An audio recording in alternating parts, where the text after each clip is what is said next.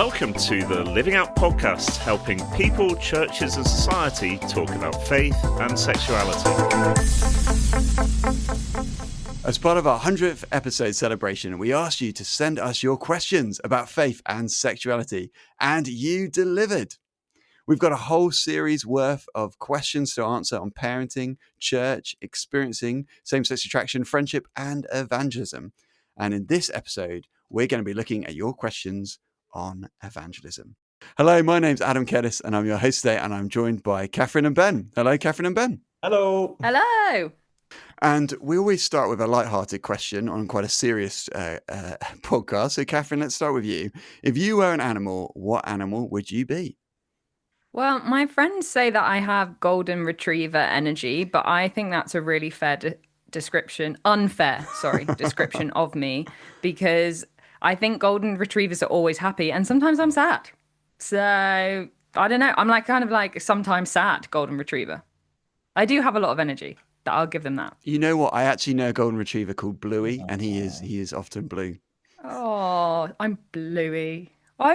Yeah. I just have a range of emotions. Don't put me in a golden retriever box. Okay, thank you. We won't put Katherine in a box. Yeah, don't restrict her, Adam. Ben, what about you? Mine's the meerkat, because I think God's got quite a good sense of humor, and I think there are animals that reflect that sense of humor, and meerkats are one of them. And I just think they've just got quite good comedy value. And I think sometimes people don't know whether to take me seriously or not. And I feel like that slightly with meerkats. Yeah, just the way they kind of look around in a slightly comedic, no idea what's really going on type thing. So let's just be clear here. You consider yourself to have good comedy value? Yeah, pretty much. Not that I'm actually funny, but more that people laugh at me rather than with me. I find you funny, Ben. I enjoy having Ben in a room. Ben makes it funnier. Adam, you're definitely a giraffe. I am. I literally was going to say that. Yes. In fact, a few summers ago, I was helping with a football camp, and one of the leaders called me Giraffio within 2 minutes of meeting me, and I reacted badly to it, and so thus the entire camp called me Giraffio. But now on to more serious topics.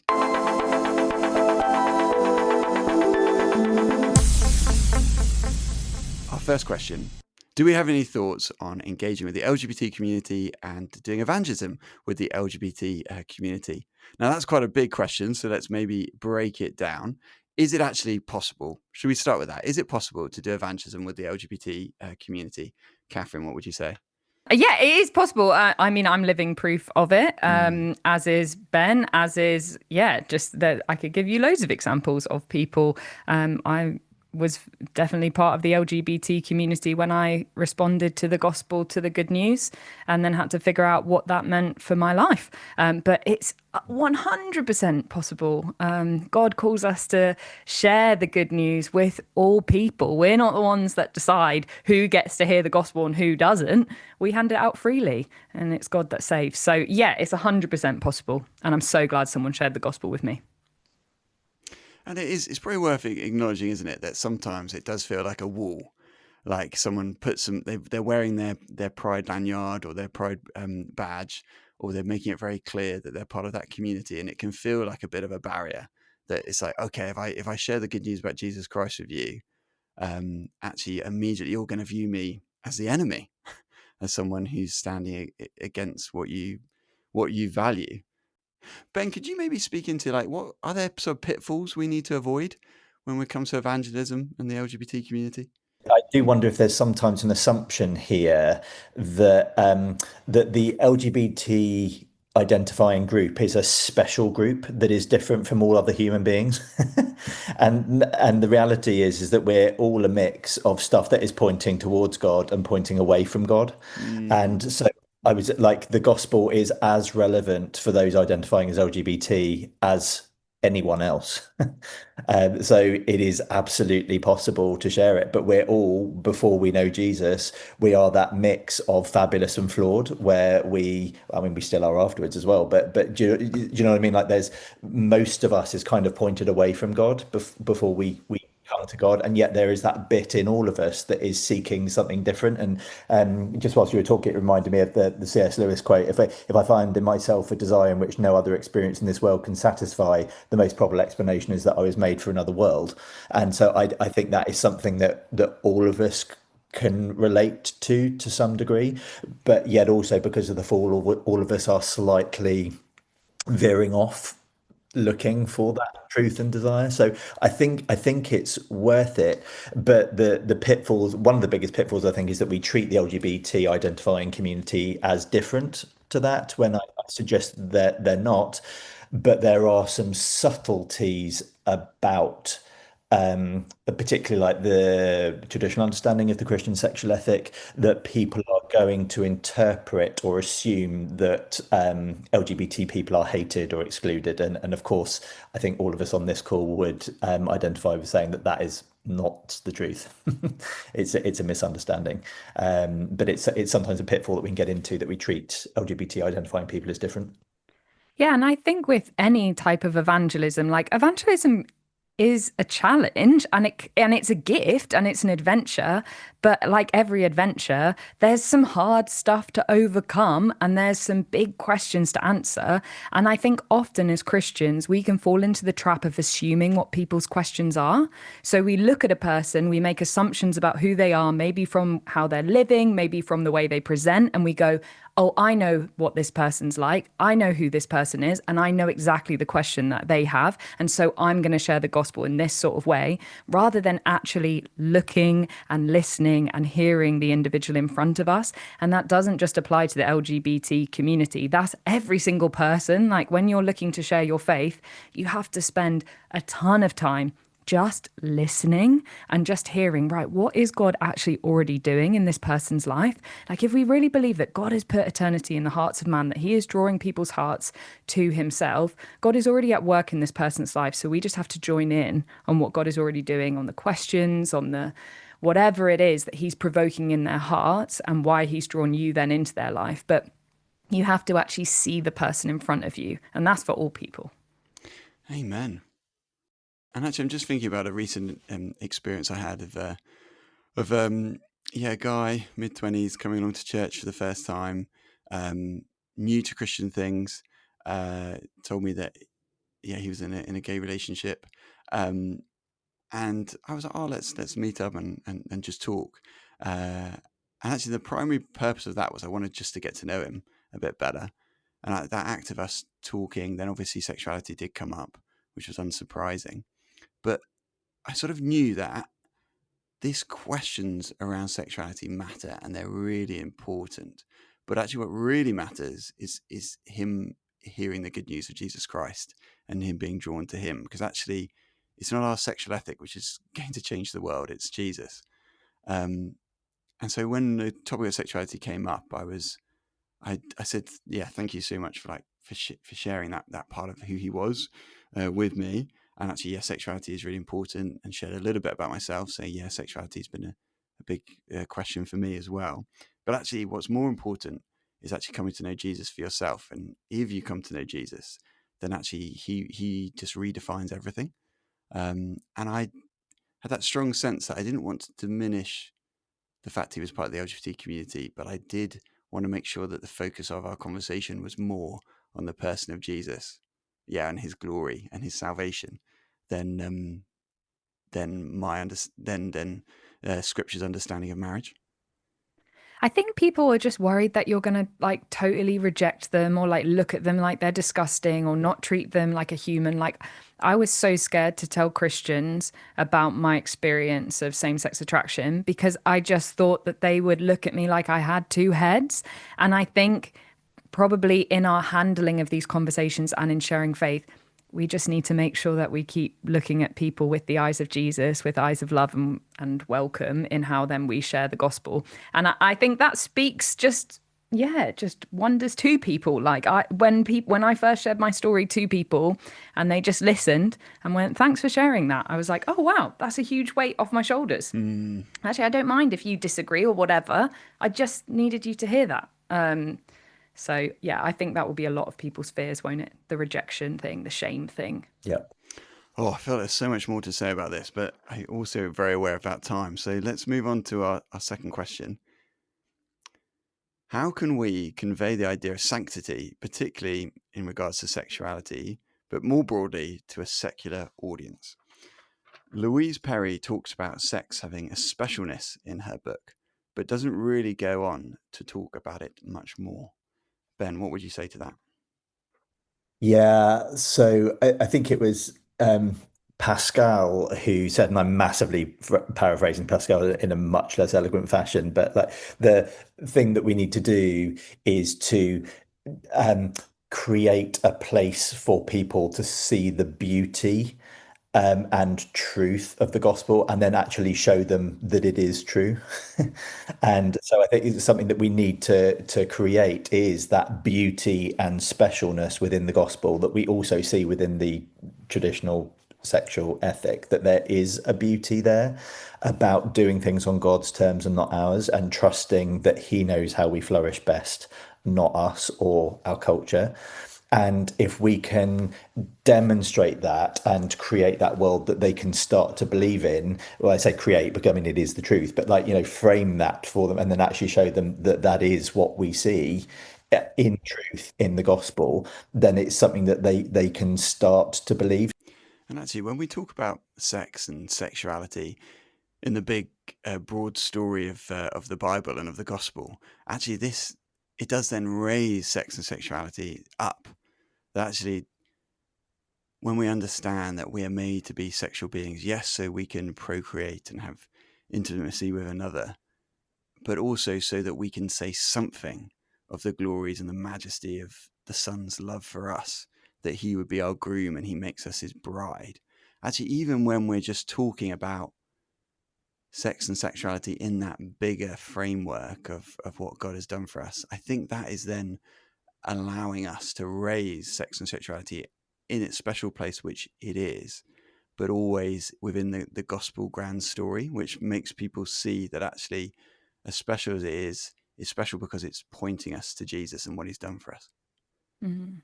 And what's interesting about this Louise Perry question and Louise Perry full stop as it relates to evangelism is I think Louise Perry is just the perfect archetype for what is going on in our culture at the moment and the massive opportunity we have for gospel sharing.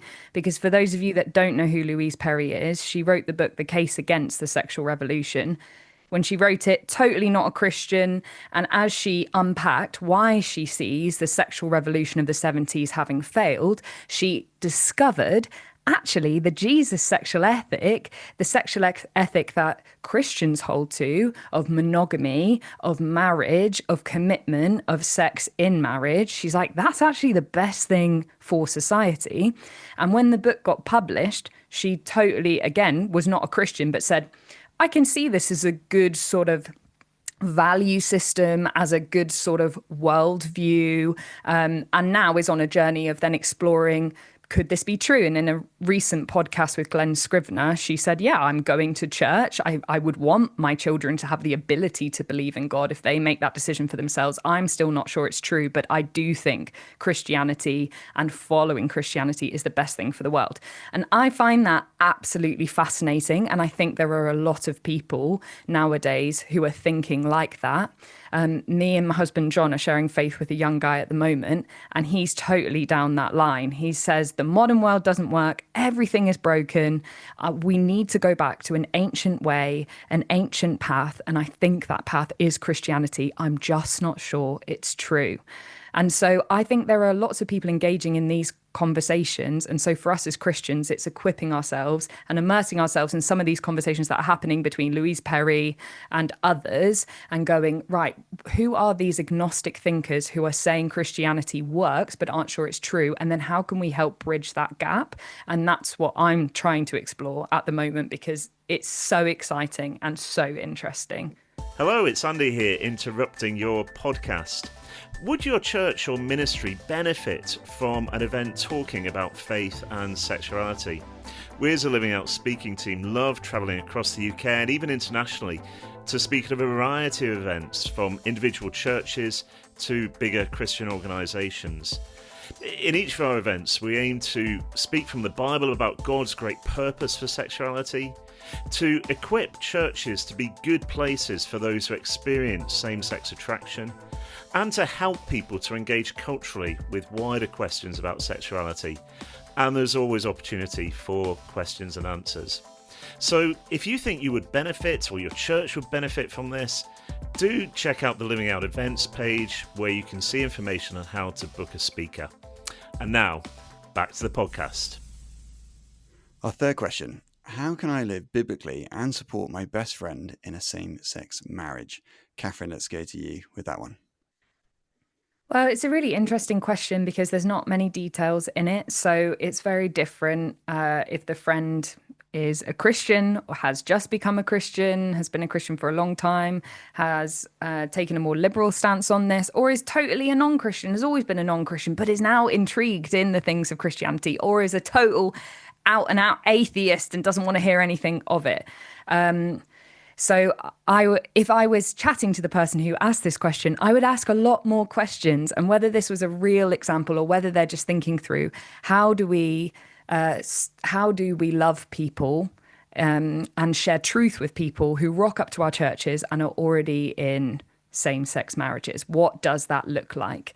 And I will just give a very brief answer before handing over back to you, Vicar Adam, because you have a great answer to this, because I've heard you answer this before. But I think you want to, again, like I said with the evangelism question, you want to look at the person in front of you. The primary thing is that they hear the good news of Jesus and that they meet Jesus. And then we work out what it means to follow Jesus and walk with him. Now, if they've got specific questions about sexuality, you don't want to dodge those, and you want to make sure you ask them. But if they're not asking them, you don't need to start answering them before they've asked them.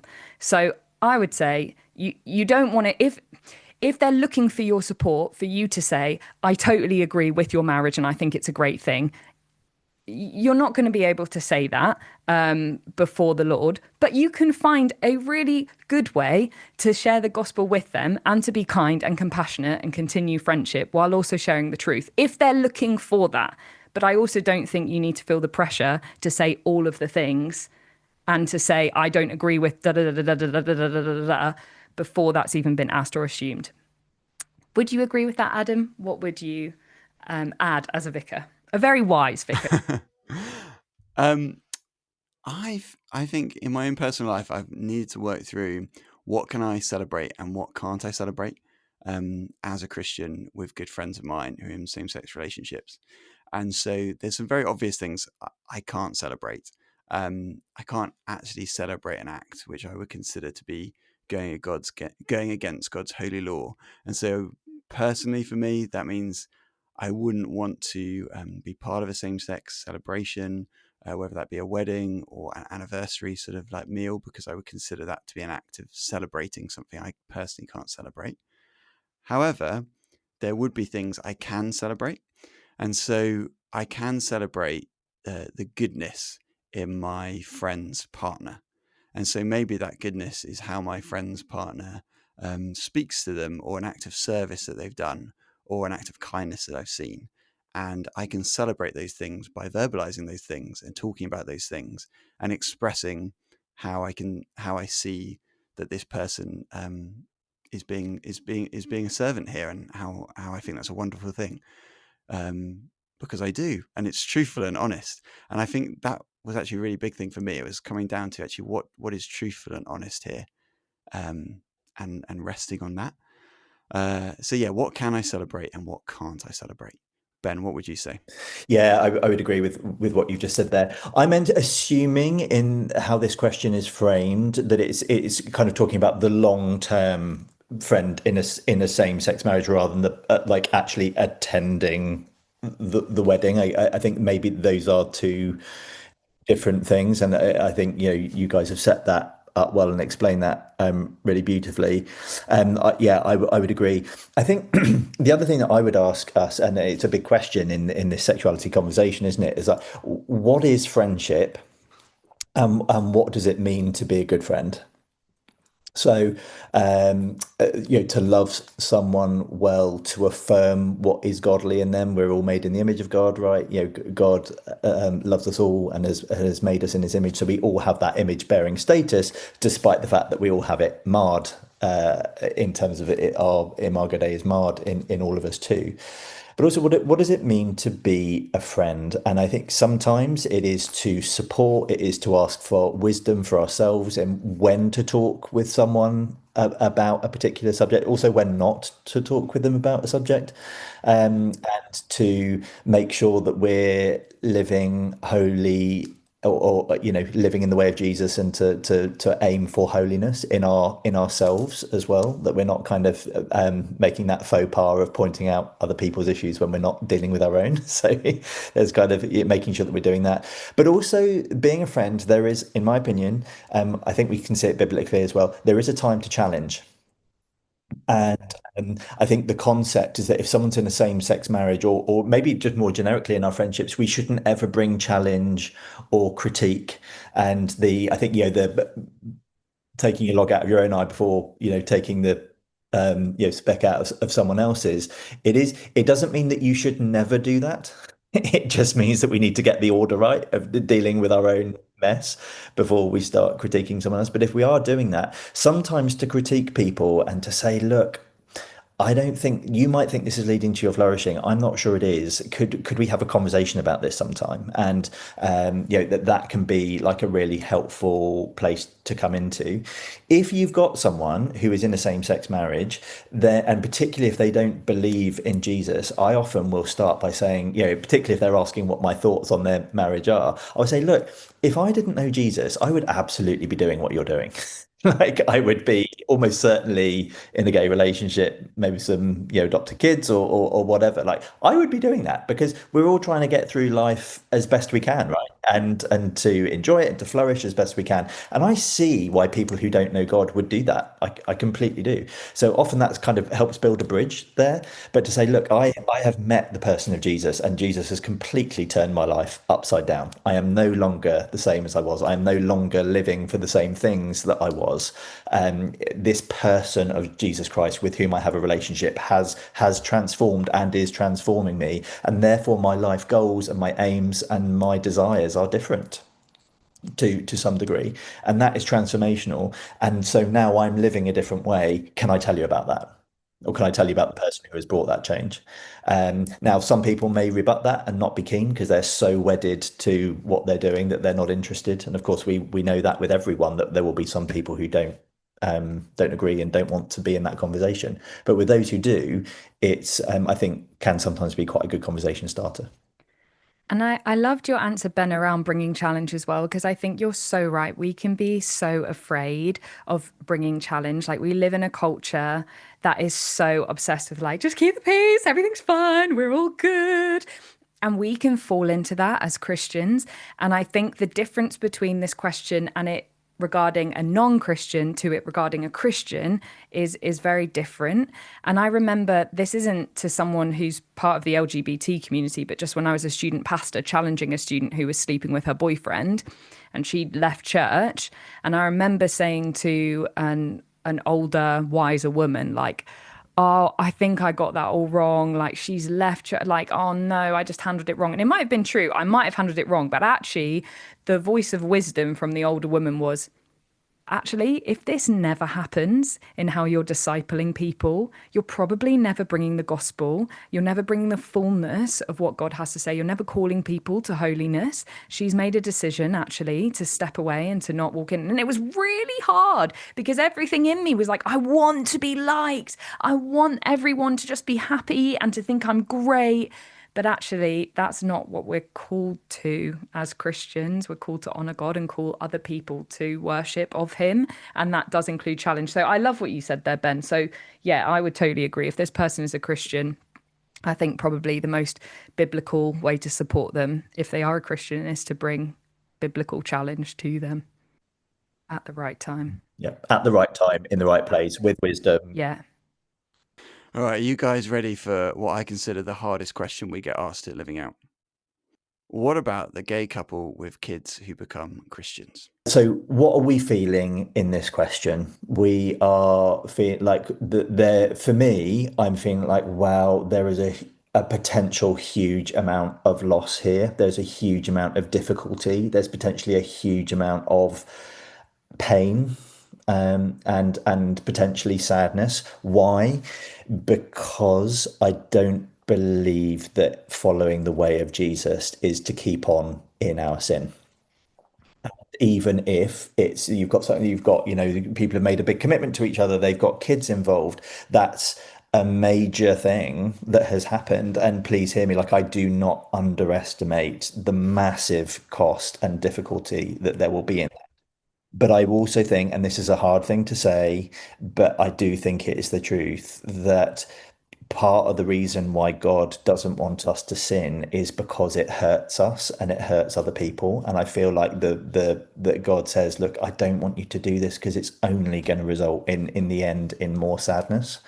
So I think the end result would be that if you've got a gay couple with kids who come in, that the end result, however far down the line that this is, that them seeking holiness would be, is that they stop their romantic and sexual relationship and somehow get around the kids, and caring for the kids in the best way possible. Now, a couple of things on this. Firstly, this, when people come into the church with kids, this, as with all of this may well not be the first thing that we're going to address. This might be something days, weeks, months, years down the line of them coming to know Jesus. So we need Holy Spirit wisdom in abundance with this for when to challenge this in their kind of discipleship journey. We all have things in our lives that as we get to know Jesus, we give up more and more, and we're all, and it's a cliche, I know, but we are all on a journey with that, in becoming like Jesus. So that may well take a time.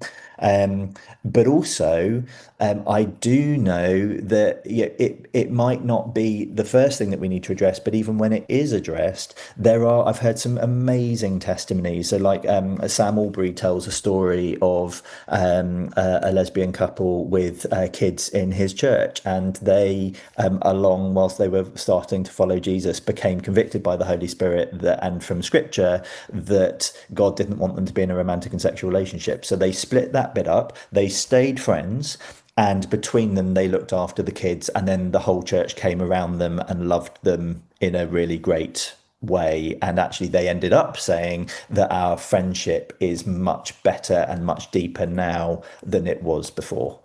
Now, I don't want that to sound over triumphant, because I'm sure there was a lot of difficulty and pain in that journey as well.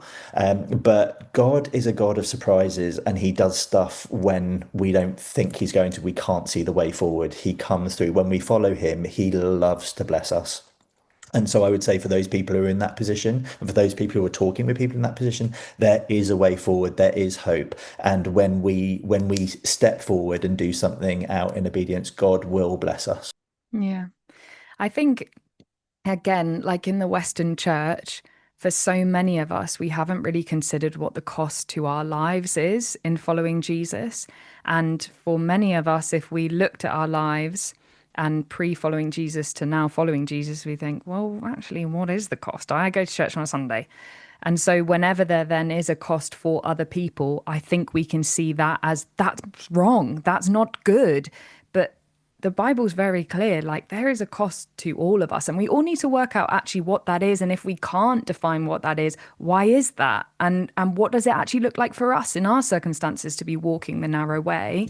And for those of us that became Christians as adults, obviously we've had a lot more time to have mess and to have stuff, and there's stuff to work out. And this is a completely different story, but I met an Iranian Christian who now lives in the UK, and he's got a wonderful story of, having a vision of Jesus and becoming a Christian miraculously and wonderfully and beautifully and radically. But he was married and had kids, and his wife was like, I don't want to be married to you if you're a Christian. I see this as a terrible thing. And so she divorced him and banned him from seeing his children. He moved over here because he had death threats from his own family for being a Christian. There's a massive cost to his life, nothing to do with his sexuality, but he cannot see his kids and his wife has left him because he follows Jesus. And he says, not flippantly, it's incredibly painful, but Jesus was worth it. Now, I don't have a frame of reference for that. I absolutely love Jesus. I think he's the best thing ever. He's my best friend. He's everything.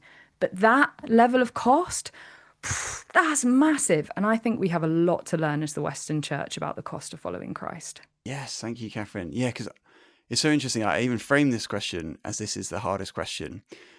But actually, if we put it in this bigger framework of what it is to be a disciple of Jesus Christ, then actually this is a totally normal situation. And I remember a few years ago just really pondering, actually, why do I consider it so hard that I dare someone who's married with kids in a gay relationship coming to know Jesus? And yet I wouldn't consider it so hard for a Muslim to come to know Jesus, even though this might result in them having to leave everything and being ostracized by their communities, or in certain groups, even having to face the fear of an honor killing. And actually, we've got to have that bigger, broader sort of image and picture that this is a normal part of discipleship. And I would be encouraging, like, us church leaders, like, are we sharing these stories? Like, are we sharing the stories of costly following Jesus Christ? Or is the only image we give of following Jesus particularly mild and cozy and easy? Or do we show the radical side of what it is to follow him? Yeah. And actually, are we teaching about these things from the front? Like, are we calling people to radical holiness and to picking up their cross? Are we faithfully teaching through God's word so that all of God's wisdom is actually heard? Or do we only stick to the bits which are easy? And that's not just on the topic of sexuality, that's on any sort of topic. Because actually, I think if the whole church is grappling with what it looks like to live a holy life, then actually I think that couple with these kids, they'll grapple as well, but they'll be grappling in a context of brothers and sisters who get it, who understand that, yes, there's a cost, but it's worth paying the cost because Jesus is so much better. Yeah. One of the verses I've got up on my wall that's been a part, actually, bizarrely, even before I really truly started following Jesus, because it just really resonated with me, is Matthew 16:24. Then Jesus said to his disciples, whoever wants to be my disciple must deny themselves and take up their cross and follow me. Now, in my head, sometimes it's like, deny myself. It's like, oh, what? So like skip a meal? Pick up their cross. It's like, oh, just a little bit of wood. I'll just like carry that home from the local, wood store or whatever, and follow me. It's like, no, it's a lifetime of denial of stuff. It's picking up your cross. It's sometimes really, really painful, and in some ways will lead to our death. But Jesus also tells us is that when we die to ourselves, we find life. And I think that's as true in our sexuality as it is in everything else.